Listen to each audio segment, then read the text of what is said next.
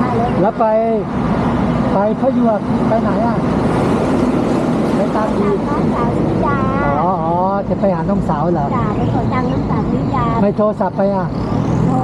เขาไม่โอนมาเขาไม่มีเวลาโอนไม่ได้เอา โทรไปหาเขาดิ จ่าเดี๋ยวต้อง บอกให้เขาโอนมา จ่า นะ เขาไม่ยอมโอนมา เลอ ต้องไปเอาเอง อ๋อต้องไปเอาเอง ตัง เหร ค์ อ ไม่พอซื้อยากิน เลอ ตังค์กินนะพอแต่ตังค์ซื้อยาไม่พอไม่ เลอ ทีลำบากต้องซื้อยากิน ไม่มีตังค์ซื้อยาเหรอ ตังค์ไม่พอ เป็นอะไรอ่ะ มันเป็นหลายโรค เลอ ต้องกินยาต้อง กินยาเหรอ ประจำจ้ะ อ๋อ กินยาแล้วมันก็ค่อยดีขึ้น เออ แต่ไม่กินก็หาย เป็นโรคอะไรอ่ะ เป็นโรคหัวใจ โรคหัวใจ เป็นโรคกระเพาะเป็นไหลย้อน เลอ